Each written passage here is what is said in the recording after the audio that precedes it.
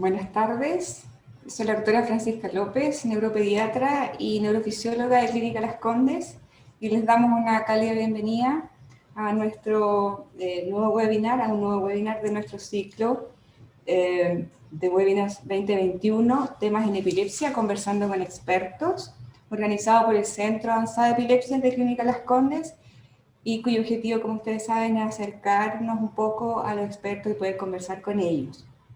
Nuestro invitado de hoy es muy especial, es un invitado que es muy ya familiar para nosotros. Estuvo con nosotros ya en un webinar, una excelente presentación en el año 2020. Me refiero al doctor Roberto Caraballo. Doctor Roberto Caraballo, neurólogo infantil, epileptólogo, jefe del servicio de neurología y coordinador de la unidad de epilepsia refractaria del Hospital Dr. Juan Garrahan en Buenos Aires, en Argentina. Él además es director de carrera de neuropediatría de la Universidad de Buenos Aires y es el presidente de la Comisión Latinoamericana de Epilepsia 2017 a 2021, y actualmente el vicepresidente electo, está a punto de tomar funciones, ¿verdad?, de la ILAE desde este año hasta el 2025. El doctor nos acompaña, como ustedes saben, desde Buenos Aires, Argentina. Tenemos en este minuto una hora de diferencia, ya un poco más tarde que acá, quizás ya buenas noches. Y no olviden de ir realizando sus preguntas. Estamos seguros que habrán muchas preguntas, un tema muy interesante el que vamos a discutir hoy. En la ronda de preguntas vamos a estar con el doctor Felipe Castro, que ustedes lo conocen, también es el neurólogo infantil, neurofisiólogo de Clínica Las Condes. Vamos a ir haciendo las preguntas entre ambos. Y bueno, bienvenido, doctor Caraballo. Hola, buenas noches. Hola, le dejamos la palabra.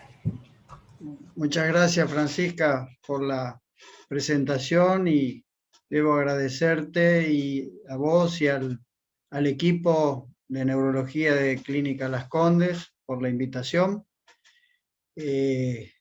a conversar con ustedes de un tema muy interesante como es el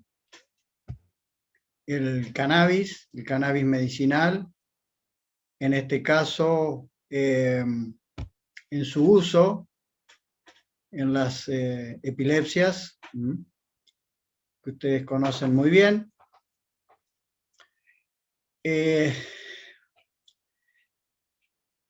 Sabemos que en nuestra práctica habitual suelen ocurrir situaciones particulares habitualmente, y una de ellas es precisamente la aparición del cannabidiol como un tratamiento posible en el manejo de las epilepsias, fundamentalmente que no responden bien, que son fármaco-resistentes, y ante la aparición y el impacto que esto tuvo en la sociedad, en ambientes políticos, en ambientes médicos, en familiares o pacientes con epilepsia, se nos planteó la necesidad de estar a la altura de la circunstancia, y a la altura de la circunstancia de lo que además la ciencia o la evidencia nos mencionaba.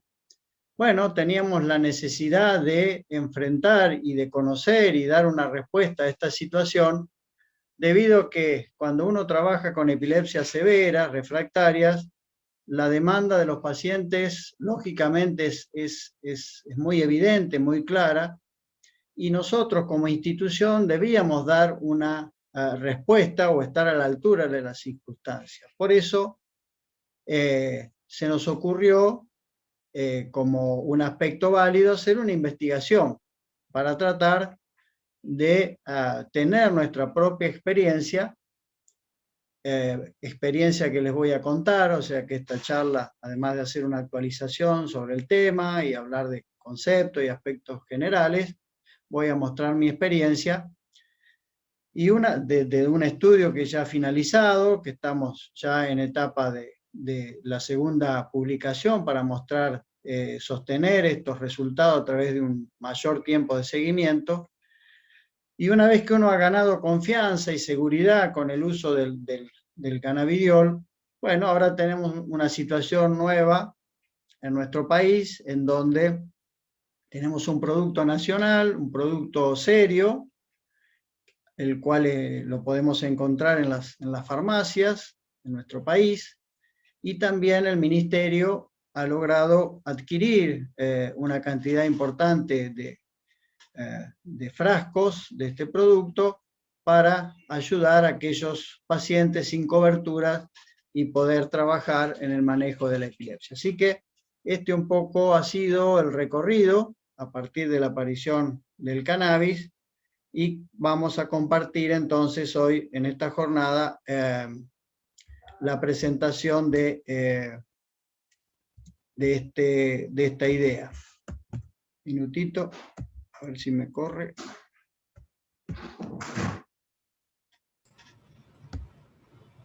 Perfecto. Vamos a hacer un mínimo repaso, un breve repaso, para llegar al tema de los síndromes que hoy nos competen en relación al cannabis. Y ustedes conocen muy bien que la actualización de la definición de epilepsia agregó dos conceptos nuevos al que ya conocemos, de la posibilidad que definir una epilepsia es a través de la presencia de dos o más crisis no provocadas, en forma crónica. Eso era lo que clásicamente decíamos, reconocíamos como epilepsia, que se suceden separadamente en diferentes días. Y luego la segunda propuesta es que ante una nueva crisis epiléptica no provocada o refleja, y si tenemos una alta chance de recurrencia de los episodios en el curso de los 10 años siguientes, por cuestiones obviamente de examen neurológico, de resultados de las imágenes, de un patrón electroencefalográfico, eso puede ser o debe ser considerado un síndrome epiléptico, más allá de que uno medique o no. Y la tercera posibilidad, que siempre manejamos, a pesar de la definición, muy claro y muy conocido por todos nosotros, es que ante una primer crisis nosotros podemos definir claramente un síndrome epiléptico. Es decir, que el concepto de una primer crisis, que siempre fue cuestionado, hoy claramente, y en la gran mayoría de los casos que vemos, podemos inicialmente definir un síndrome epiléptico, y eso nos permite hablar de epilepsia.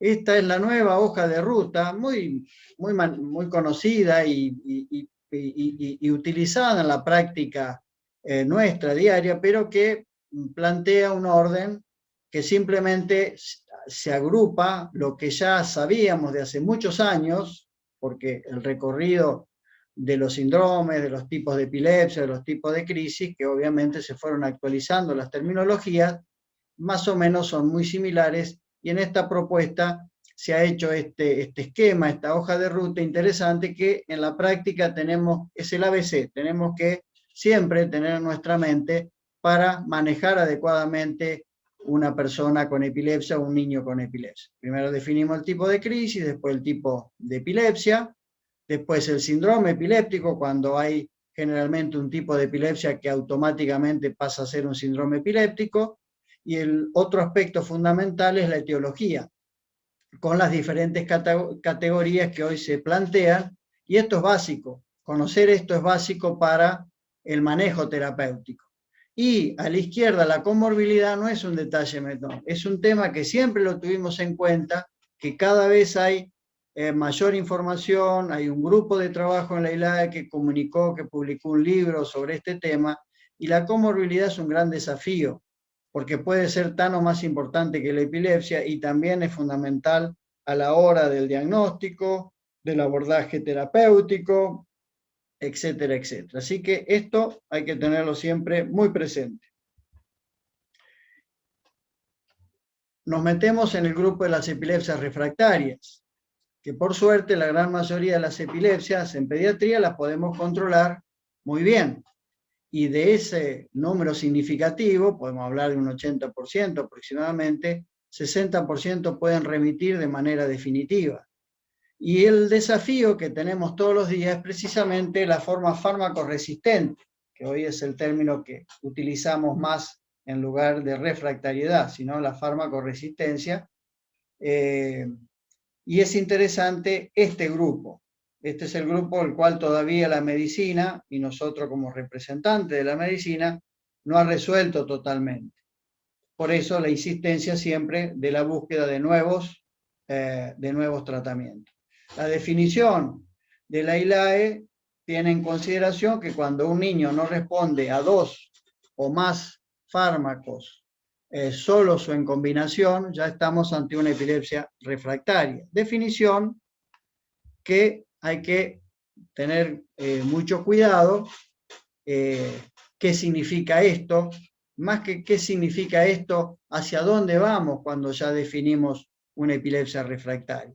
Y aquí es fundamental, de nuevo, volver al concepto del tipo de crisis, del tipo de epilepsia o síndrome epiléptico y de la causa. De esto depende mucho cómo vamos a incursionar desde el punto de vista terapéutico para hacer las cosas lo mejor posible y ayudar a los pacientes con epilepsia fármaco-resistente, con lo que ello implica desde el punto de vista del impacto en la calidad de vida de ellos y de la familia. Y también debemos decir que fármaco-resistencia o resistencia a los tratamientos también pueden ocurrir en otras formas de terapias no farmacológicas. O sea, así como hay resistencia a los fármacos, también puede haber a la dieta cetógena, inclusive a la cirugía, y a algunas cirugías paliativas como la utilización del nervio vago.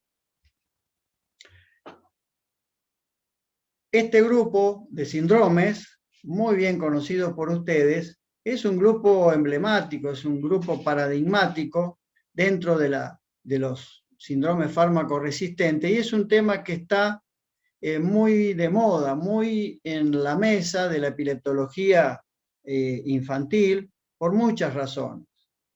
Y es un grupo muy interesante y uno de los más severos, de los más resistentes a los fármacos. Las encefalopatías epilépticas son aquellos síndromes en donde el fenómeno epiléptico per se, ya sean las crisis frecuentes y el electroencefalograma con muchas descargas, o ambas condiciones al mismo tiempo, llevan a un deterioro cognitivo-conductual y motor también, más allá de la condición previa de este paciente. Así tenga un daño neurológico previo, cuando aparece esta encefalopatía epiléptica, el chico se deteriora. Claramente hay que diferenciar de la encefalopatía evolutiva o progresiva, que son enfermedades de base generalmente metabólicamente o genéticamente determinadas o degenerativas, en donde pueden estar presentes además las encefalopatías epilépticas. Pero el concepto de evolutivo son patologías severas progresivas. La encefalopatía epiléptica, lo que afecta al paciente es pura y exclusivamente el fenómeno epiléptico. Y de acuerdo al blanco a nivel cerebral, de acuerdo al sistema neuronal o redes neuronales que afectan, que puede ser más difusa o más selectiva, es cómo se expresa desde el punto de vista clínico. Y otro concepto, que no voy a detenerme mucho, es el concepto de encefalopatías epilépticas del desarrollo. Son aquellos chicos que pueden tener encefalopatía del desarrollo por un lado y encefalopatía epiléptica por otro lado, y que cuando estas dos cuestiones están presentes, deberíamos llamarla encefalopatía epiléptica del desarrollo. ¿Y cuál es la importancia de este concepto? Porque cuando uno está ante estos chicos, la posibilidad de etiología genética es fundamental, es muy alta. Por lo tanto, reconocer la causa genética no solo implica aspectos de asesoramiento genético, de definiciones diagnósticas, sino también de aspectos terapéuticos, porque este es el desafío también que tenemos para un futuro relacionado a una medicina de precisión o personalizada, y además la posibilidad de reconocer nuevos fármacos útiles a partir de los mecanismos fisiopatológicos de estas encefalopatías, o para recuperar medicación antigua que la hemos dejado de lado y que se están recuperando de acuerdo al conocimiento de los mecanismos de acción de los fármacos, como el fenómeno de los genes en su génesis en el desarrollo de estas encefalopatías epilépticas, y que además la tenemos que tener en cuenta porque a veces no son fácilmente clasificables, pero tienen un comportamiento encefalopático. Y este elemento también nos permite pensar mucho más en una causa genética. Y es lo que cada vez vamos encontrando y entendiendo de cómo hay overlapping o entre los síndromes, o crisis, mejor dicho, en un determinado síndrome, en una determinada encefalopatía epiléptica, y este es el gran desafío de reconocer estas formas que generalmente son refractarias y en donde tenemos que tener la posibilidad de considerar toda la batería de tratamientos que hoy contamos y que pueden abrir puertas para nuevos tratamientos. Esta es la lista de síndromes epilépticos, de las encefalopatías epilépticas que ustedes conocen muy bien. Y es muy interesante porque aquí precisamente el cannabidiol tiene su lugar más importante, y hoy prácticamente se está utilizando en todos estos síndromes y con buenos resultados. Después vamos a hablar de inicialmente el uso compasivo, y hoy no es tan compasivo su uso. Yo creo que hemos ganado terreno con nuestra experiencia, y lo que le quiero significar es que no necesariamente todos tenemos que investigar. O sea, a veces la confianza hacia un producto puede ser por lo que la literatura dice, por lo de la evidencia científica, de la experiencia personal, de los estudios que uno, si tiene la posibilidad de hacerlo, bienvenido sea, por casos aislados publicados, y con todos estos aspectos, como siempre lo hemos hecho a lo largo de nuestra carrera, de nuestra experiencia, es como vamos ganando confianza sobre las nuevas opciones terapéuticas. El cannabidiol se usó durante muchísimos años en diferentes formulaciones y condiciones médicas. Fue una medicación que se utilizó agregada al bromuro. El bromuro fue el primer fármaco anticonvulsivo que se utilizó. Y otro aspecto que motivó mucho la consideración nuevamente del cannabidiol fue una respuesta muy espectacular que tuvo un niño con epilepsia. Esos ya fueron aspectos que comenzaron a movilizarnos o a movilizar a toda la comunidad, no solo científica, sino también a los padres y familiares. El cannabidiol, que viene de la planta de cannabis, contiene aproximadamente 1000 fitocannabinoides y terpenos que funcionan a través de diferentes redes complejas en el organismo, tienen una acción regulatoria del sistema nervioso y además sobre el sistema autoinmune, atraviesa la barrera hematoencefálica y se distribuye en tejido liposo, incluido cerebro y membrana neuronal, comprende receptores CB1 a nivel del sistema nervioso central y periférico y CB2 a través del sistema inmune, y es eliminado a través de la hidrólisis. Los receptores CB1 reducen la excitabilidad neuronal, liberan neurotransmisores de los canales de potasio y bloquean además canales de calcio, y teniendo acción como analgésico sobre la espasticidad, respiratorios y cardiovascular. Y los receptores CB2 actúan más sobre el sistema inmune, pero también tienen presencia en las neuronas. Los cannabinoides tienen un potencial terapéutico para el manejo de las náuseas, del dolor, de la neuromodulación, de la inflamación, del cáncer, de la enfermedad cardiovascular, inflamación y epilepsia. 2 cannabinoides son conocidos, el THC y el CBD. Y también se ha reconocido el cannabidivarin, que es un análogo propílico del CBD. Y ustedes saben muy bien que el THC tiene efectos psicoactivos. La molécula más estudiada es el CBD, tiene un mecanismo de acción complejo y no totalmente conocido, con múltiples posibilidades, baja afinidad por los endocannabinoides, propiedades antiepilépticas diversas, incluidas las clásicas sobre canales iónicos.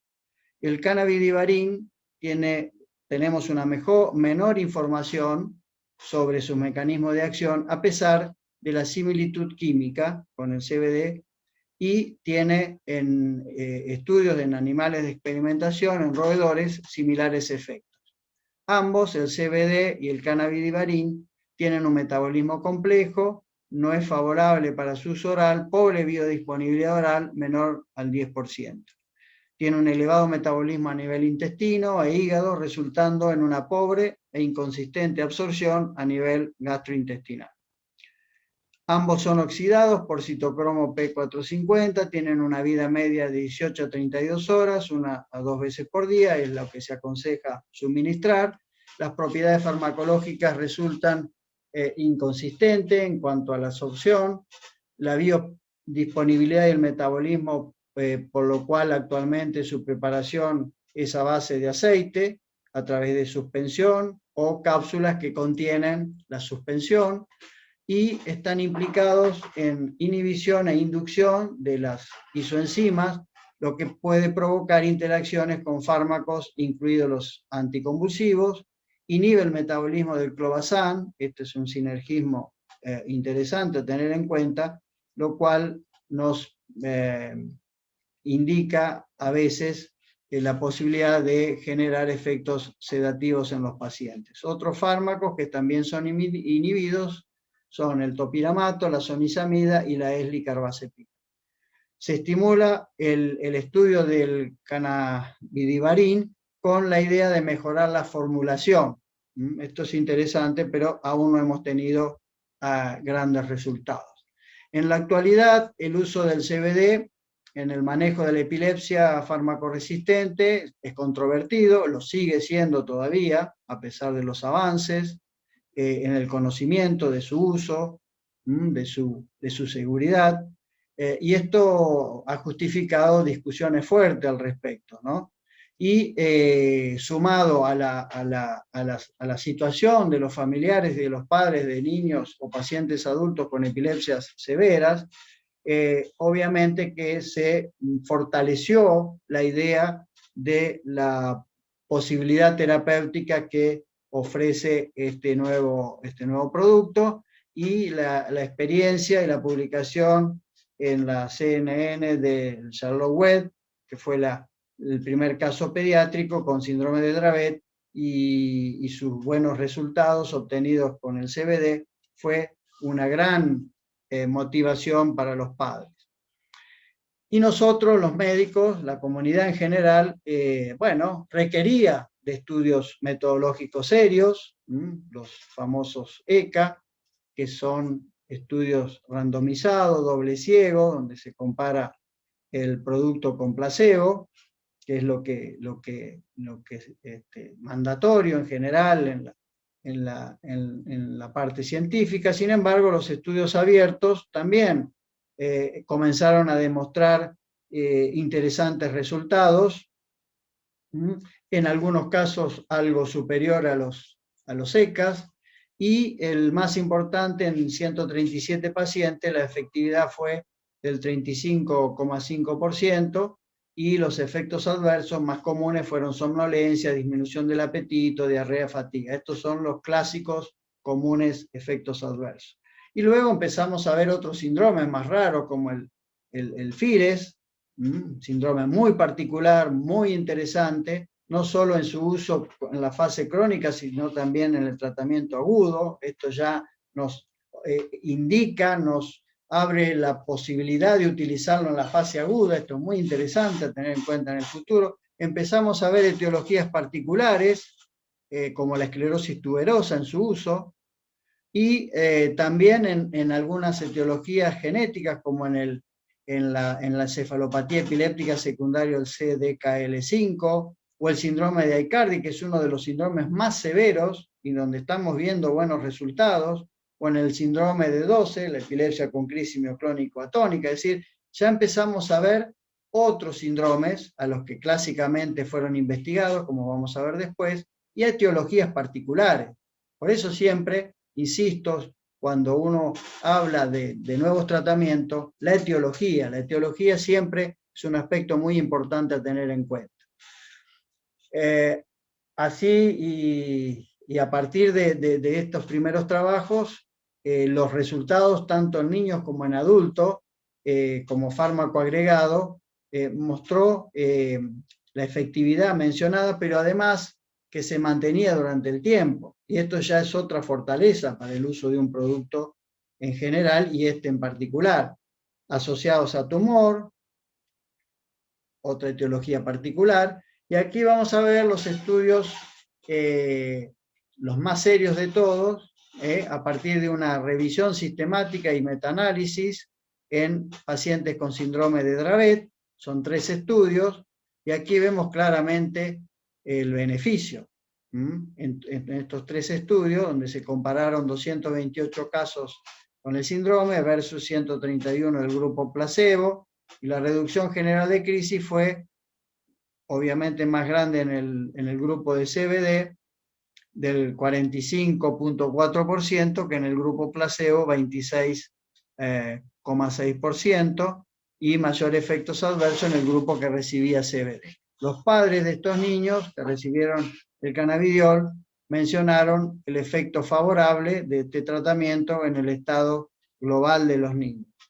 El otro estudio interesante en el síndrome de Lennox-Gastaut, también ante una revisión sistemática y metaanálisis, viendo la eficacia y la seguridad del cannabidiol como tratamiento agregado en pacientes adultos y pediátricos, donde se incluyen 2 estudios donde se utilizó el cannabidiol versus el placebo. Y de un total de 396 pacientes con síndrome de Lennox-Gastaut, 235 recibieron CBD y 161 placebo. Y se encontró una reducción en las crisis, casi en la mitad de caídas bruscas, 40%, y en los que no recibían el CBD, en el grupo placebo, 19.3%. Y hubo una reducción de algo mayor a las caídas bruscas en el resto de las crisis, aquí sí en la mitad prácticamente de los casos que recibían CBD versus el 30.4% de los pacientes en el grupo placebo. Los pacientes que recibían CBD presentaron más efectos adversos, obviamente, que los que recibían placebo. Aquí vemos otras condiciones, fundamentalmente otras encefalopatías epilépticas, dejando de lado el Dravet y el síndrome de Lennox-Gastaut. Como ya mencionamos, otros estudios demuestran su utilidad en etiologías particulares conocidas, emblemáticas como causa de epilepsia refractaria, como la esclerosis tuberosa, la deficiencia de CDKL5, el síndrome de Aicardi, la duplicación del cromosoma 15, algunas encefalopatías con genes muy particulares, o epilepsias con ausencia mioclónica, que a veces tiene un comportamiento encefalopático, es decir, vamos viendo, y esto es interesante tenerlo en cuenta, yo creo que a esta altura de la circunstancia no solo hay que tener en claro que solo se debe utilizar en el Dravet y el Lennox-Gastaut. Cuando uno tiene necesidades tan importantes como son aquellos pacientes con epilepsias severas, refractarias, que no tenemos solución con la información y el conocimiento de los tratamientos clásicos o recientes, y a pesar de eso continúan con crisis. Nosotros tenemos que pensar en todas estas posibilidades, como síndromes y como causa. No tenemos que a esta altura de las circunstancias solo utilizarlo en el Dravet y Lennox-Gastaut. Esta es la experiencia que yo obtuve en estos 3 años que vengo utilizando el cannabidiol. Por eso ya no es tanto en su uso compasivo. Después vamos a reforzar esta idea o la podemos discutir al final. Los efectos comunes son los de siempre, y la conclusión es que, como les decía, ya se amplía los síndromes a tener en cuenta, fundamentalmente siempre hablando de encefalopatías epilépticas con sus diferentes etiologías. Y aquí viene el otro aspecto, como decíamos, la demostración de la eficacia y seguridad a largo plazo. Y así es como se han extendido ciertos estudios, como este iniciado en el 2014, un estudio abierto, que demostró después de varios años, o estudios colaborativos multicéntricos, donde se demostró que con el tiempo, el beneficio se mantenía y la seguridad también. Y aquí se han utilizado dosis máximas como 50 miligramos, cuando lo clásico era hasta 25 miligramos, o sea que se están utilizando casi el doble de dosis. Nosotros también empezamos a incursionar personalmente ya en dosis más altas. Cuando persiste la refractariedad y todavía uno tiene chance de ajustar dosis, hay que ir a dosis máxima, como lo hemos hecho siempre con los otros fármacos. El límite lo da también la tolerabilidad. Entonces ya tenemos nuevos aspectos a considerar. Y eso la práctica, la experiencia, ayuda mucho. Da seguridad para trabajar con un producto nuevo. Estos son estudios también que muestran el beneficio a largo plazo. Pero claro, cuando se utiliza durante mucho más tiempo y se utilizan a altas más dosis, lógicamente los riesgos de tener efectos adversos son siempre mayores. Aquí vemos, siguiendo con otras posibilidades de síndromes, muy parecidos a los que ya se han mencionado, pero, por ejemplo, hay experiencia muy interesante con la epilepsia del lactante con crisis focales migrantes, una de las formas más severas, y en donde nuestra experiencia ha sido buena, no solo con la dieta cetógena, sino también con el cannabidiol. Y se vuelve a reforzar el concepto de la esclerosis tuberosa como etiología, o el FIRES, este síndrome de crisis focales, multifocales, mejor dicho, siguiendo una infección febril y con crisis refractarias. Es un síndrome muy interesante, más frecuente de lo que pensamos, yo creo que los conocen todos ustedes muy bien, y es muy refractario. Entonces aquí el cannabis también tiene su lugar. Es interesante cómo se está utilizando ya en trabajos sobre espasmos infantiles u otras encefalopatías epilépticas en el síndrome de Sturge-Weber, que también se expresa generalmente a través de epilepsias refractarias. Ya vamos viendo cada vez más cómo se incluyen otras encefalopatías y otras etiologías. Un comentario muy importante con respecto a el uso de nuevos tratamientos en las crisis no convulsivas. Siempre se le da prioridad a las crisis convulsivas, o aquellas crisis más invalidantes que presentan los pacientes, pero las crisis no convulsivas no son un dato menor, porque muchas de las encefalopatías epilépticas se expresan a través de estados de mal no convulsivo, más allá de crisis no convulsivas. Y esto no lo investigamos. Y yo tuve una experiencia personal muy interesante con la dieta cetógena, porque los casos refractarios de la mayoría de las encefalopatías epilépticas se expresan a través de estados de mal no convulsivo. Más aún, en algunas de ellas, este patrón de estado de mal no convulsivo es lo más distintivo. Y los pacientes responden bien. O sea, pero uno se fija más en lo motor y no hace hincapié en los patrones electroclínicos variables que pueden tener los síndromes. Y yo creo, no tengo duda, que probablemente el cannabidiol nos va a dar satisfacciones interesantes o resultados interesantes en el manejo de este tipo de crisis. Los efectos adversos son múltiples, son muy numerosos, hay que conocerlos, hay que tenerlos presentes. Y a la derecha ustedes pueden ver claramente los más comunes, y que en general los podemos manejar bastante bien. El ADMAT hizo una investigación. El ADMAT es nuestro órgano oficial que acepta, aprueba, investiga los nuevos tratamientos farmacológicos y no farmacológicos. Bueno, y mencionaba el uso del CBD como un potenciador o un coadyuvante en el tratamiento de base, nunca, y de uso compasivo, pero nunca como único medicamento ni como primera opción. Todavía eso creo que es aceptado internacionalmente. Yo les voy a comentar ahora nuestro estudio prospectivo en niños con encefalopatías epilépticas fármaco resistente en nuestro centro. Inicialmente íbamos a hacer un estudio multicéntrico a nivel de Argentina, pero la experiencia inicial de 50 casos en nuestro hospital, en nuestro servicio, fue muy interesante, con resultados muy positivos, muy alentadores, por lo cual no fue suficiente extender el estudio a centros del interior, centros de referencia de la Argentina. Evaluamos efectividad, seguridad y tolerabilidad del cannabidiol como fármaco agregado en pacientes pediátricos con encefalopatías epilépticas refractarias al tratamiento farmacológico y no farmacológico. Es decir, que se usó de manera compasiva.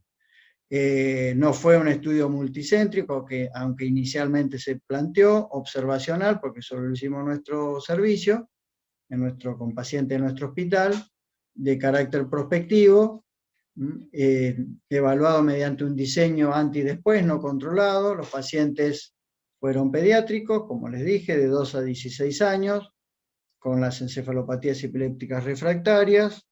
Todos cumplieron los criterios de farmacoresistencia y los criterios de exclusión fueron diagnóstico no confirmado, convulsiones sintomáticas, insuficiencia hepática o renal, pacientes que presentaban antecedentes de alergia importante o cualquier otra condición que podría implicar una inestabilidad clínica. Hicimos un periodo pre-inicio del tratamiento de 4 semanas con la selección de los pacientes, cumplir con los criterios de inclusión, realizamos el consentimiento informado, cuestionarios de calidad de vida, y una vez que se cumplieron estos requisitos previos y el paciente estaba en condiciones de iniciar el paciente, obviamente con un periodo de registro de las crisis previo, no solo a través del registro diario de los padres, sino también de videoelectroencefalografía que realizamos a todos los pacientes.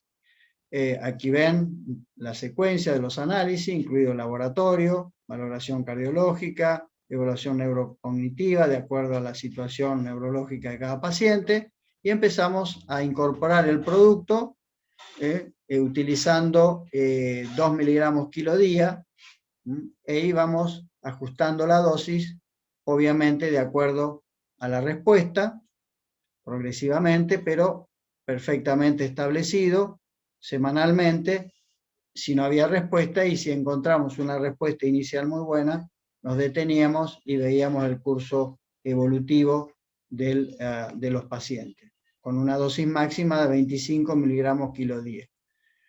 Bueno, hicimos los controles de laboratorio, la valoración neuropsicológica y clínica de los pacientes en forma periódica, evaluamos la eficacia de acuerdo si tenían libertad de crisis, una respuesta, un control de 75 a 99%, de 50 a 74% y sin respuesta. Esas fueron las categorías consideradas. Bueno, hicimos un cálculo de eficacia a partir de la situación previa, basal y post inicio del tratamiento. Las crisis fueron registradas por los padres, y las variables de mejora en la calidad de vida, que fueron establecidas por las evaluaciones a través del grupo de neuropsicología. Y los criterios de discontinuación fueron por fracaso, por intolerancia, de acuerdo a los efectos adversos, por aumento de crisis o la presencia de un estado de mal epiléptico, interpretado como fracaso terapéutico, y aquellos pacientes por abandono del consentimiento o una mala compliance también fueron eliminados del estudio. Incluimos 50 pacientes, como les dije al principio, la mayoría con inicios de crisis en los primeros 3 años de vida, en el 92% de los casos, una mediana de edad de inicio de las crisis de 7 meses. Aquí ven el rango de edad. El rango promedio fue de 10 más menos 4 años y de 2 a 16 años por protocolo. Los pacientes, la mayoría de la provincia de Buenos Aires, del AMBA, de la zona de la provincia pegada a Buenos Aires, y hubo también pacientes de diferentes provincias de la Argentina. La mediana de crisis era de 293 crisis por mes, con un rango de 30 episodios a 4.950, porque son encefalopatías epilépticas que a veces se comportan con estados de mal y las crisis son muchas durante el día, por eso ese número tan importante de crisis. Y esta es la lista de síndromes incluido. Como verán, una serie interesante. Obviamente que el grupo paradigmático fue el síndrome de Lennox-Gastaut, pero en los otros síndromes, que si bien es cierto fueron un paciente, 3 máximo, es interesante. Y hasta uno podría comparar estos grupos, no Lennox-Gastaut con el Lennox-Gastaut. Aquí ven la lista que incluye epilepsia mioclónica tónica, epilepsia el Dravet, la encefalopatía epiléptica con ausencias, una encefalopatía epiléptica no bien clasificada, definida, la punta de onda continua durante el sueño, el estado mioclónico en encefalopatías no progresivas, el síndrome que les comenté, el FIRES, y las crisis parciales migrantes de la infancia temprana, y la encefalopatía epiléptica con espigas multifocales también, otra forma de encefalopatía no bien clasificada. Aquí ven las etiologías en el síndrome de Lennox-Gastaut, ven etiologías malformativas, en general etiologías estructurales, severas, causa genética y un grupo importante de causas desconocidas que están siendo investigados desde el punto de vista genético. Aquí ven las crisis, la multiplicidad de crisis que podemos ver en el síndrome de Lennox-Gastaut, que ustedes saben muy bien, con sus crisis típicas que lo caracterizan. Y aquí ven los otros síndromes, la etiología, algunos por definición son genéticos, la mayoría de ellos son genéticos, y es importante, como siempre mencionamos, tener en cuenta la etiología.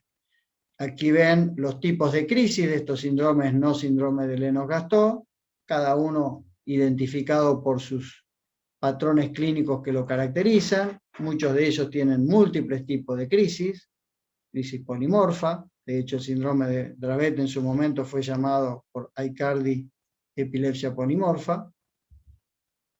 Aquí ven la cantidad de fármaco asociado. Es interesante que casi la mitad tenía 3 y un número significativo tendría 4 fármacos.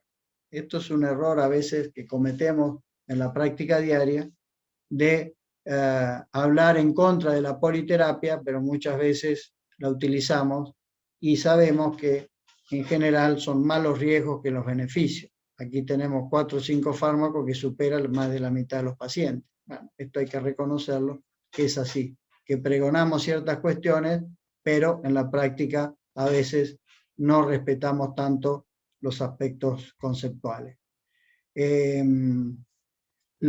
Aquí está en el promedio de los fármacos antiepilépticos, de 4, pero en algunos casos, en todo su curso evolutivo, se utilizaron hasta 11 fármacos, lógicamente, formas muy severas. La dieta cetógena fue interesante, fue indicada previamente y concomitantemente. Acá es interesante porque algunos cannabidiol tienen aceite como vehículo y en general son triglicéridos de cadena media, y esto puede favorecer tal vez un cierto sinergismo con el cannabidiol. Y también pacientes recibieron estimulador vagal previamente y en algunos casos continuaron durante el periodo de tratamiento.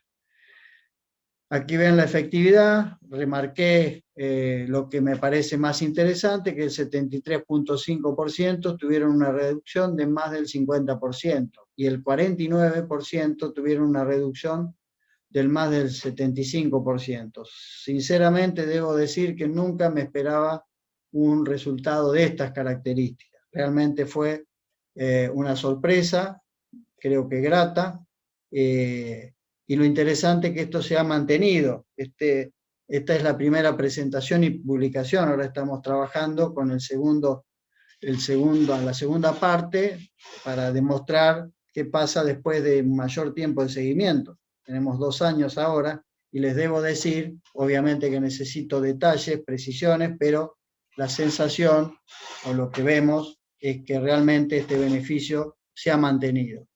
Aquí ven los porcentajes de reducción, ustedes ven cómo en patologías severas, como el síndrome de Aicardi o la esclerosis tuberosa, la lisencefalia, son las formas más severas desde el punto de vista etiológico, hemos visto resultados muy buenos, inclusive con mejoría significativa del electroencefalograma. Y lo interesante que después motivó, que les voy a contar, mostrar mi experiencia en privado con el síndrome de West, es que en nuestra población, la gran mayoría de chicos con síndrome de Lennox-Gastaut previamente fueron síndrome de West. Entonces la pregunta, esto nos obligaba a investigar, nos indica, investiguemos qué pasa con el síndrome de West, por qué no los tratamos antes y no esperamos que evolucione hacia un síndrome de Lennox-Gastaut. Esto es muy interesante. Y aquí ven el otro grupo que, a pesar de ser un paciente, ahí vemos una lista de libre de crisis. Qué interesante. En el Dravet, que ya sabemos. En la punta onda continua durante el sueño lento. En la crisis focales migrantes de la infancia temprana.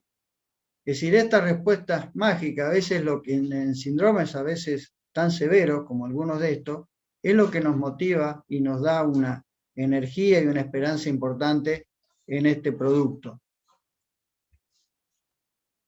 Bueno, las dosis ya les comenté. Aquí ven, bueno, cuáles fueron retirados del estudio. Es interesante ver cómo hay aumento de crisis, ¿no? Como cualquier fármaco. Esto es interesante. Y también por intolerancia y por, obviamente, mala adherencia al tratamiento. Estos son los aspectos beneficiosos que hemos visto secundario al cannabidiol. Es interesante.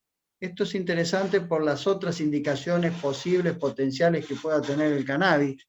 Y creo que son indicadores para que nos dan cierto aliento, ciertas esperanzas, y necesitamos estudios para encontrar otras bondades en su uso.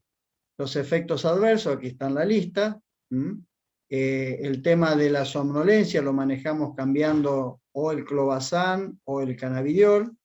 En general, todos estos los pudimos manejar bien, de manera sintomática.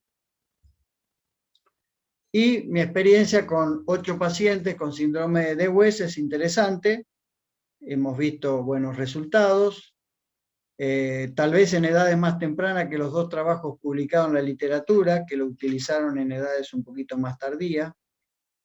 Y yo creo que tenemos que ir pensando que podemos utilizar el cannabidiol tal vez en edades más tempranas de las que habitualmente se aconseja. Y hemos visto como en la literatura el beneficio en un síndrome de Aicardi, una de las formas más severas de encefalopatías epilépticas y refractaria, ¿no? Es interesante, uno se pregunta por qué. Bueno, habrá que ver si esto se mantiene en el tiempo, siempre eso es un tema muy importante a tener en cuenta. Aquí ven los porcentajes de mejoría en 4 pacientes, de los 8, es decir que en 50% vimos muy buenos resultados. Obviamente que hay que incluir más pacientes y con características diferentes en términos etiológicos y ver en un tiempo mayor de seguimiento para corroborar realmente que en el síndrome de West podemos utilizar este tratamiento. Con beneficios en otros aspectos también, que muchas veces va de la mano de la mejoría de la epilepsia, pero también podemos pensar que puede tener un efecto directo neuroprotector sobre el cerebro, el sistema nervioso central, y explicar esta mejoría en otros aspectos. Bueno, esta es la etiología. Los efectos adversos fueron manejados perfectamente. No vimos efectos severos, graves. Y decíamos, bueno, tenerlo en cuenta más allá de las 2 formas clásica y conocida por todos ustedes como el síndrome de Dravet y el Lennox-Gastaut. Bueno, estamos finalizando entonces, diciendo que los cannabinoides tienen un efecto anticonvulsivo, claramente, tienen una farmacocinética compleja, hemos hecho estudios de farmacocinética, que no les mencioné, pero es interesante que lo sepan, hay que investigar mucho, conocer un poco más la farmacocinética de este producto. El mecanismo de acción no es a través de la vía de los endocannabinoides, hay interacción farmacocinética con otros fármacos, particularmente el clobazam. Funciona hasta ahora mucho mejor en niños con epilepsias severas, en el grupo de las encefalopatías epilépticas. Habrá que investigar en algún otro síndrome refractario, creo que van a ser etapas posteriores a tener en cuenta, y como ustedes ven, o vieron, mejor dicho, en la presentación, de lo que se dice en la literatura, de la experiencia personal, hay otros síndromes dentro de las encefalopatías epilépticas que debemos tener en cuenta y que la seguridad y la eficacia a largo plazo es muy importante, por eso es muy promisorio el uso del cannabidiol. Los efectos adversos son transitorios, que los podemos manejar adecuadamente, y como les decía durante la charla, no todos podemos investigar, no todos tenemos la posibilidad de llevar a cabo investigaciones, pero sí podemos poner en práctica el uso de este producto, y eso nos va a dar confianza. Lo hemos hecho muchas veces ante nuevos tratamientos, después hemos comunicado la experiencia, y eso es muy importante. Y también lo que dicen los referentes, los colegas a los cuales uno puede confiar en la información. Casos aislados, nuevos que se publican, o estudios nuevos, también fortalecen el uso de esta nueva opción terapéutica. Muchas gracias. Agradecemos al doctor Caraballo por su excelente presentación. Ahora continuaremos con el ciclo de preguntas formuladas a través del chat. Doctor Caraballo, usted mencionó en su trabajo, la serie local realizada en Argentina, el uso de varios fármacos antiepilépticos, ¿ya? Un alto número, entre ellos el clobazam. Se ha descrito que existe una interacción entre el clobazam y el CBD. En el fondo, uno de los metabolitos del CBD bloquea el metabolismo del clobazam, y existiría una acción sinergística entre ellos, pero también aumentaría los efectos adversos. En aquellos pacientes que estaban clobazam, ¿ustedes observaron una mayor eficacia clínica? ¿Observaron más frecuencia de efectos adversos? ¿Redujeron anticipadamente el clobazam? Sí, yo cuando hablé de sinergismo me refería al sinergismo negativo, todavía no hemos visto un sinergismo positivo.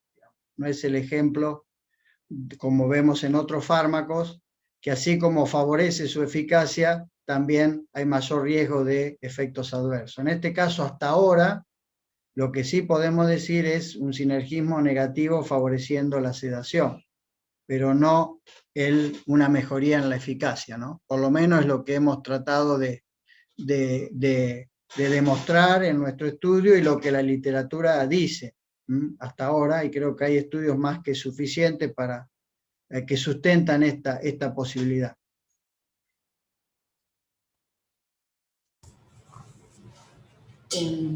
Sí, a ver, tenemos algunas preguntas sobre el trabajo también en relación a la utilidad del CBD, porque actualmente está utilizándose en síndrome de Abet, ¿verdad?, en Lennox-Gastaut, en complejo de esclerosis tuberosa, como conversábamos recién, doctor Caraballo, antes del webinar, pero en su trabajo usted también lo propone y lo utilizó en otros pacientes con otros diagnósticos. Y aquí hay una pregunta relativa al efecto y a la respuesta de los pacientes con la punta onda continua del sueño lento, y también para los pacientes con los espasmos infantiles en relación a cómo evaluaron la respuesta, en qué momento se hizo la evaluación, por ejemplo, en el caso del paciente con punta onda continua que mostraba una reducción del número de crisis y una mejoría completa del electroencefalograma. Nos gustaría saber un poco más sobre ese caso. ¿Ese paciente era idiopático, era estructural, ya había usado todos los otros fármacos, no había respondido al sultiamo, por ejemplo, que ustedes usan mucho en Argentina, y en qué minutos se hizo la evaluación del electroencefalograma para determinar si había una respuesta, porque es bien espectacular que un paciente que ha utilizado todo con punta onda continua responda a un fármaco, a un nuevo fármaco. Exacto. Bueno, yo creo que personalmente tengo una experiencia muy importante en el manejo de la punta onda continua, ¿no? Es un tema que me apasiona y desde hace 40 años trabajo en esto.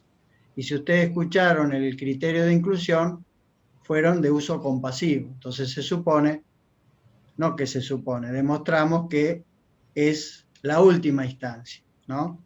Es un caso estructural, pero esto es lo que yo le puedo comunicar en este estudio, pero también tengo experiencia con pacientes en mi estudio privado que no están en este estudio y que son importantes también estas experiencias, y hemos visto algún otro caso más, no tan severo, porque uno cuando gana seguridad, ya lo de compasivo va quedando de lado, uno lo va dejando de lado.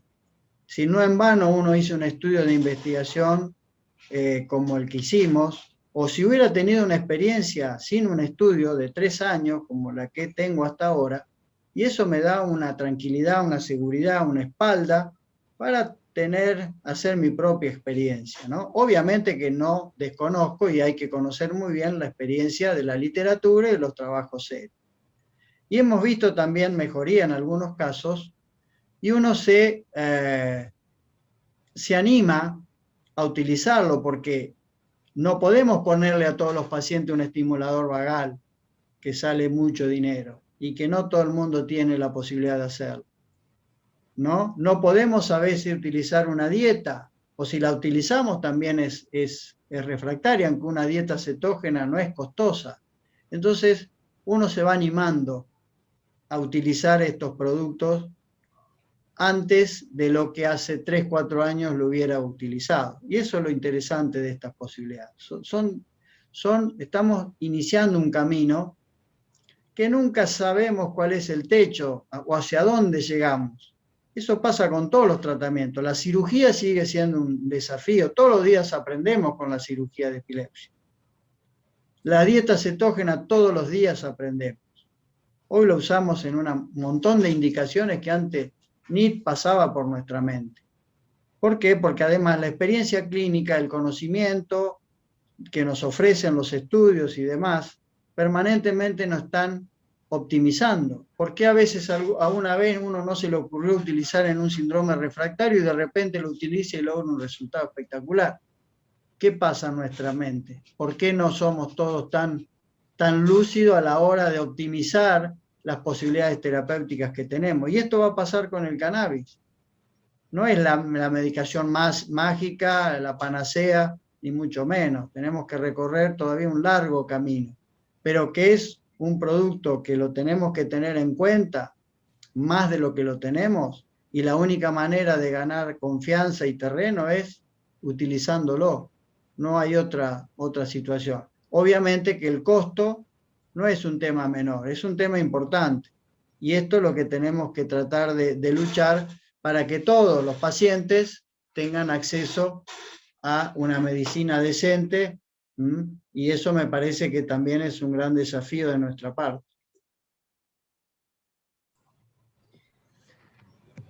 Doctor Cavallo, en el mismo sentido, ¿cuál es el costo aproximado, en el fondo, del producto que ustedes están utilizando? ¿Y cómo se compara con el costo del producto original, digamos, la marca original, que es de un nombre comercial, Epidiolex? La verdad que siempre aprendí del doctor Fejerman, que él siempre decía que, bueno, uno los diagnósticos los tiene que tener en su cabecita, y el tratamiento uno lo puede ir a mirar a un mataburro, ¿no? Un librito abajo del brazo. ¿Y a qué viene este comentario? Que si usted me pregunta lo que vale un medicamento, sé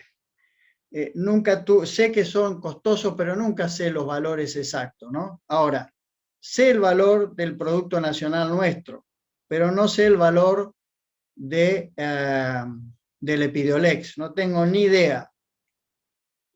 Lo que sí le puedo decir del producto que tenemos nosotros, el valor de del frasco, que bueno, difícil comparar porque no todos los frascos tienen la misma cantidad y la misma concentración, pero nosotros tenemos un desastre. Para darles una idea a ustedes, nosotros manejamos dólar oficial, dólar blue, dólar, qué sé yo, tenemos 50 tipos de dólares, y no sé, al dólar blue le puedo decir que, no tengo cálculo acá, pero andaríamos entre 30 y 40 dólares, una cosa así.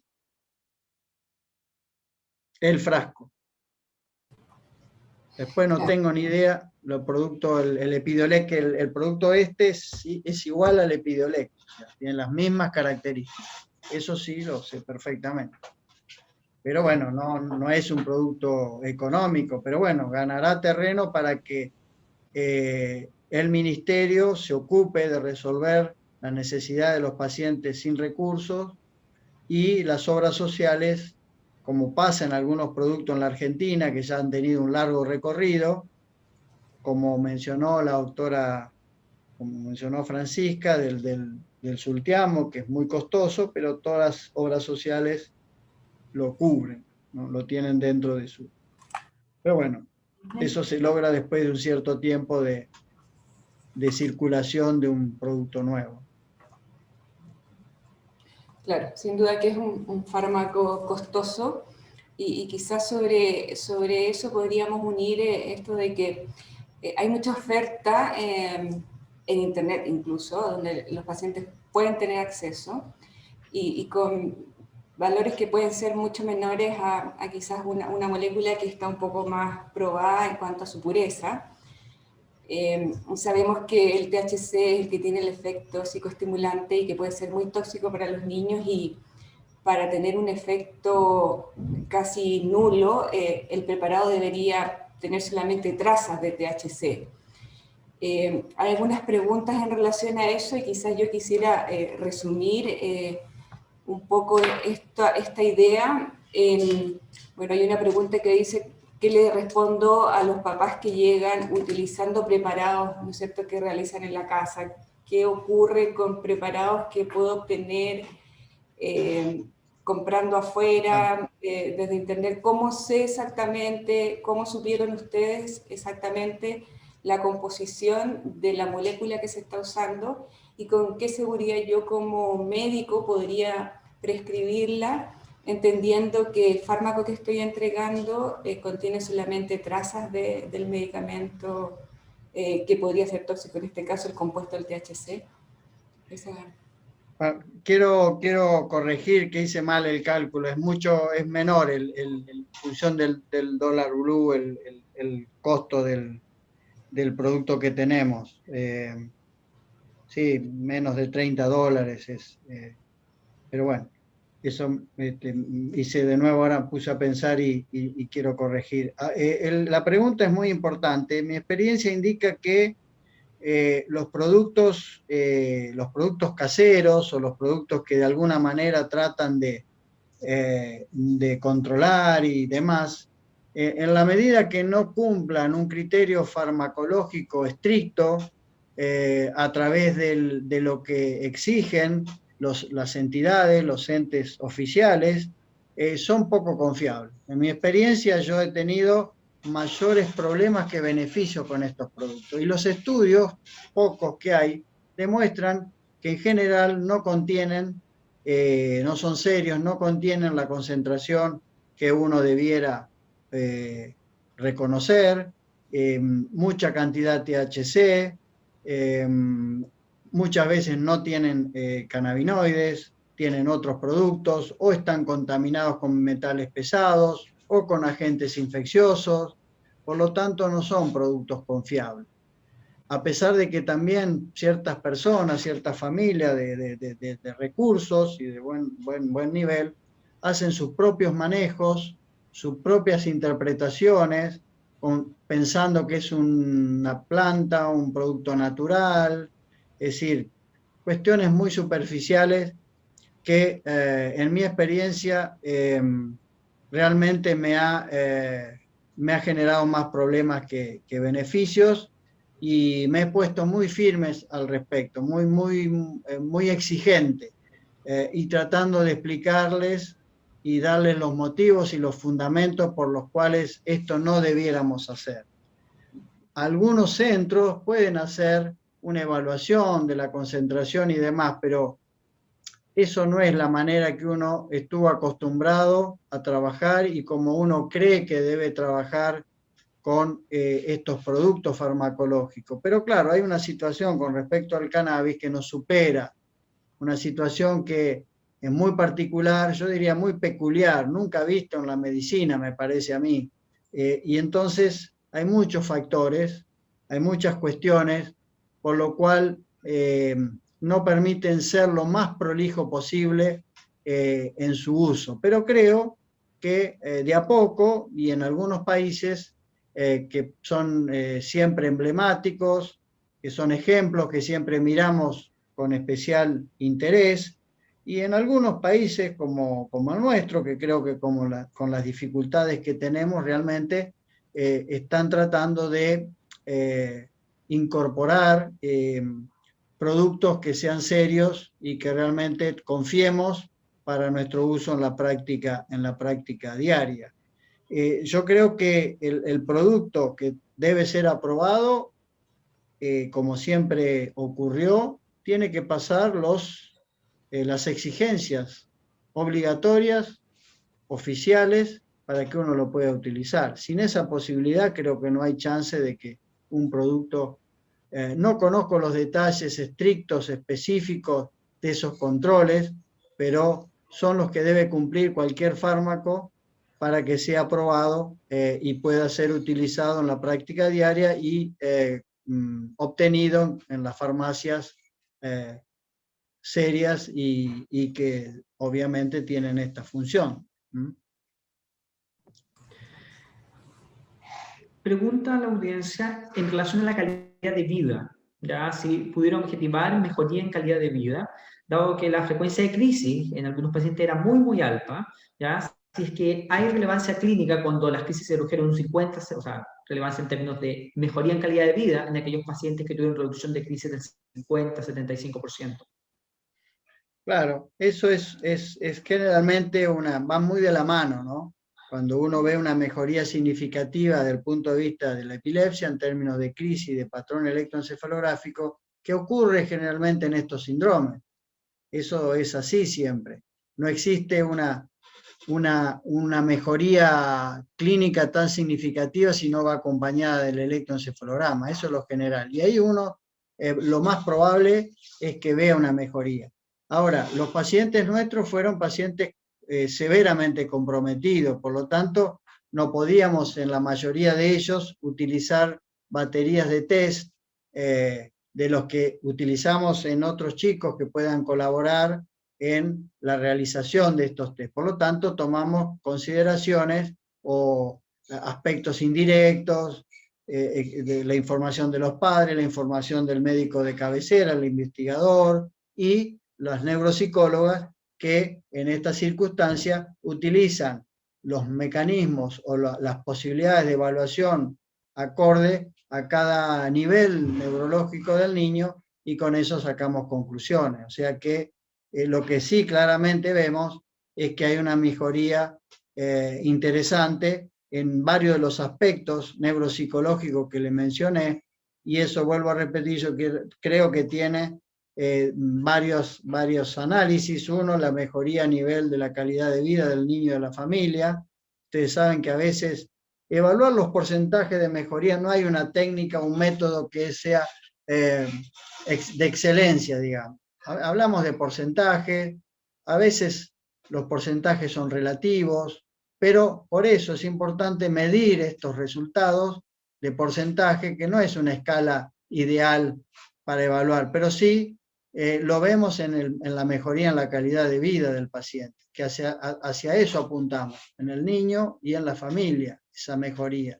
Y eso sigue teniendo en nuestra práctica clínica diaria un valor muy importante. De ahí en más, investigar esta posibilidad terapéutica en pacientes como por ejemplo que presenten un trastorno del espectro autista severo, etcétera, etcétera, que puedan tener epilepsia o no. Bueno, es un gran desafío que tenemos por delante y siempre pienso que lo que uno puede observar desde el punto de vista neuropsicológico en los pacientes con epilepsias refractarias o encefalopatías epilépticas, como bien dijo el doctor en la pregunta, es la posibilidad que sea esa mejoría debido a la mejoría del fenómeno epiléptico, pero a veces existe una mejoría neuropsicológica, cognitiva, conductual, sin que haya una importante mejoría de la epilepsia, y eso nos podría indicar la posibilidad de que el cannabis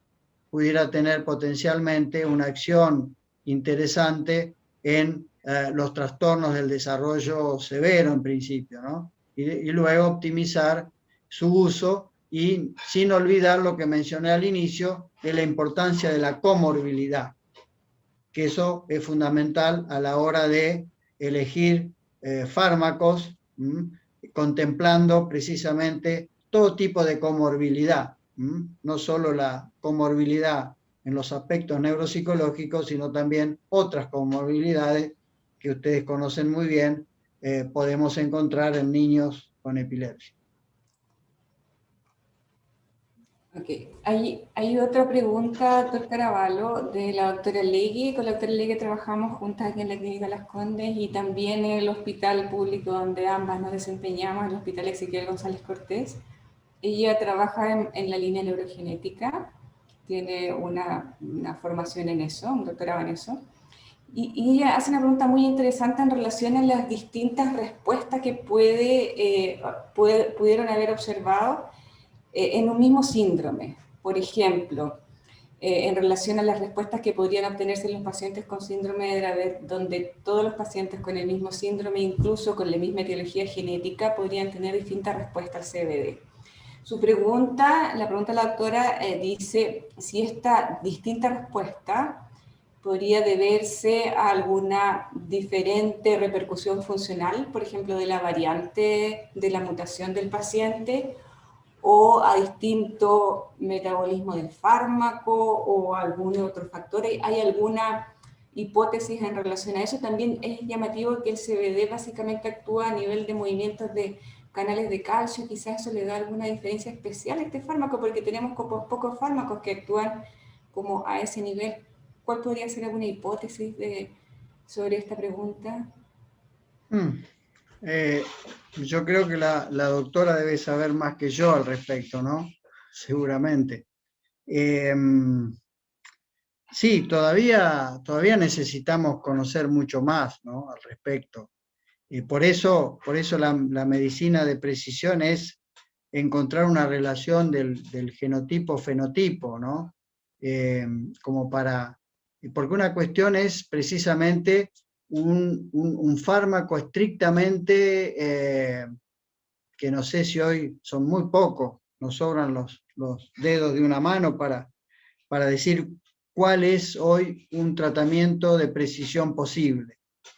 Los otros tratamientos son intentos de ante nuevos fármacos, o como les decía, fármacos ya antiguos, puedan funcionar en determinados niños, ¿no?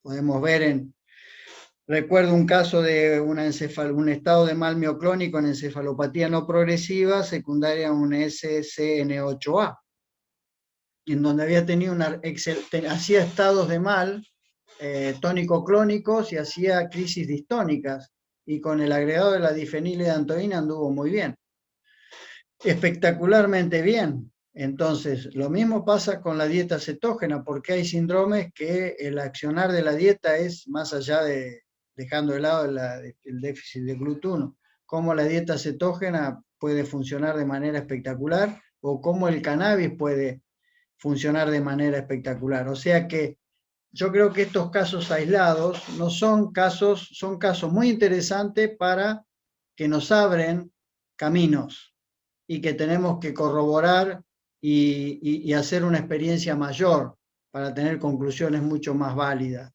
más sustentosas, digamos. Por lo tanto, ahí creo que está un poco el desafío. Y la doctora sabe muy bien que hay síndromes que hay por ejemplo, la migrante, el lactante, hay más de 30 genes reconocidos. Entonces hay que ver un poco en esta variabilidad de expresión genética cómo los tratamientos pueden funcionar. Porque, por ejemplo, se habla de la quinidina en los canales de potasio afectados en la migrante, pero hay casos que anduvieron bien y hay otros casos que anduvieron no tan bien.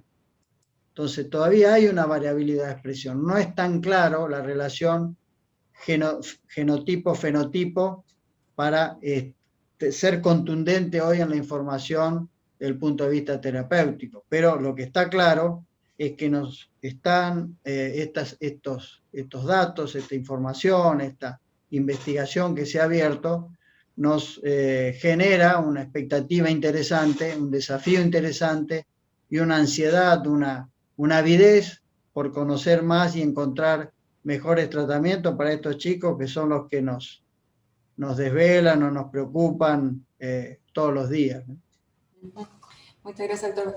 Nos estamos acercando un poco al tiempo, pero hay muchas felicitaciones en relación a la presentación. Sí, realmente muchas gracias, doctor, por la presentación. Quizás algún par de preguntas prácticas sobre la forma de presentación. Claro, es un jarabe y se da en base a gotas, ¿verdad? Eso es como lo universal que se está usando en el CBD purificado, entiendo. Y en relación a la dosificación máxima, vimos algunos pacientes que llegaban hasta dosis de 50 por kilo según tolerancia, 40-50 por kilo día. La pregunta es, ¿qué pasa en los pacientes que tienen más de 30 kilos? Porque en general en pediatría sobre 30, 40 kilos ya damos dosis de adulto, pero me imagino que no tenían, eran niños más pequeños, ¿no? Con menos peso. Claro, el producto que tenemos ahora es 1 mililitro, contiene 100 miligramos de forma prácticamente pura de CBD. Vienen en frasquitos de una calidad importante, son grandecitos, pero para ganar confiabilidad y seriedad en el frasco se utiliza este tamaño. Yo, cuando hicimos la primera publicación, casualmente nos hicieron una crítica, me parece interesante, que por qué no habíamos llegado al máximo, o sea, si no teníamos libre pacientes con un número significativo libre de crisis, ¿por qué no llegamos al máximo de la dosis, ¿no? Habiendo, de acuerdo a lo que mostrábamos, un margen interesante. Bueno, a veces los efectos adversos condicionan un poco no llegar a máximas dosis, y ustedes, como bien saben, analizan la situación del paciente y de la familia a la hora de tomar una decisión de cuál es el máximo que uno va a utilizar. Entonces, yo creo que a los medicamentos, a cualquiera, hay que darle su máximo de potencialidad, no hay que quedarse en el camino. Eso pasa muchas veces. Pero lo otro que sí también hay que tener muy en cuenta es que cuando uno entra a transitar dosis muy generosas, bueno, hay que estar muy atento porque a veces los efectos adversos no son tan severos, pero son suficientes para condicionar que un paciente pueda comenzar a tener complicaciones que ante la polifarmacia y ante su enfermedad de base severa, no solo por el síndrome, sino por su etiología, uno puede no ser criterioso y ser correcto en la interpretación de esa situación neurológica del paciente. Yo, por ejemplo, hace poco llegué a un paciente con 43 miligramos kilo día, y me di cuenta que, bueno, ya estaba teniendo problemas en cuanto a efectos adversos. Disminución del apetito, con pérdida de peso, cambios conductuales importantes.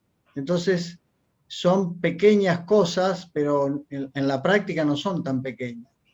esto puede generar un impacto importante en el paciente. O sea que los márgenes y los topes de dosis hay que considerarlo, hay que tenerlos muy en cuenta, pero ojo que cuando se transitan dosis elevadas, siempre los riesgos de efectos adversos pueden aumentar significativamente. Así que eso siempre hay que tenerlo en cuenta, no solo con el cannabidiol, sino con cualquier otro producto, cualquier otro fármaco.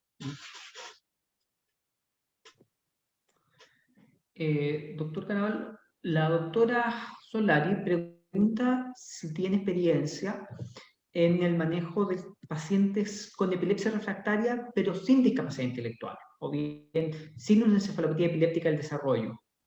¿Tiene alguna experiencia con CBD en pacientes con epilepsia refractaria? Pensemos en un paciente con una esclerosis, con una displasia cortical focal, por ejemplo, pero que no tiene una discapacidad intelectual importante, no tiene una encefalopatía epiléptica. ¿Tiene usted alguna experiencia o qué dice la literatura? Sí, en la literatura hay muy poco en general, ¿no? Pero en mi experiencia tengo algunos pacientes que he decidido, ya les digo, a veces a veces no. El concepto de analizar cada caso en particular siempre hay que tenerlo. Ese caso individual, por muchas razones, siempre está presente.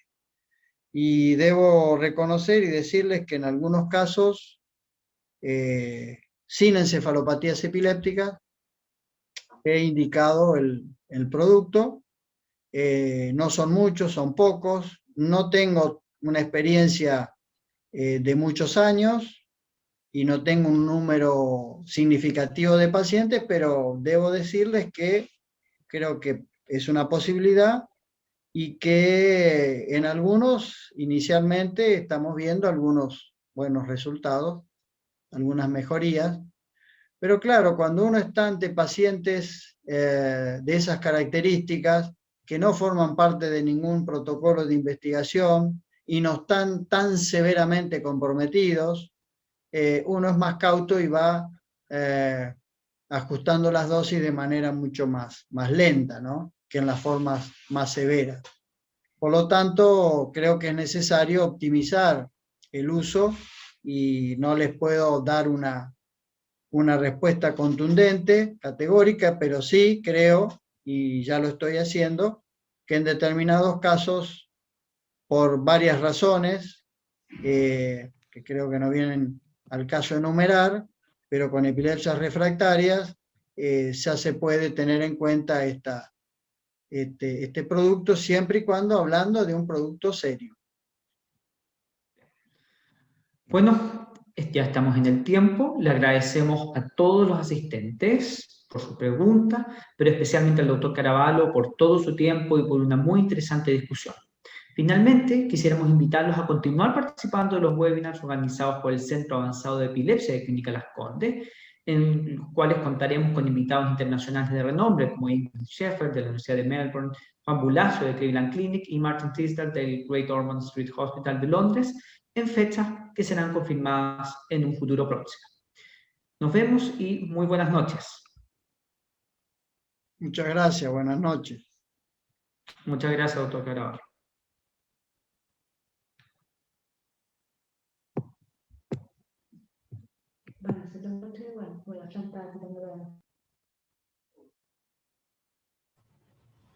Súper.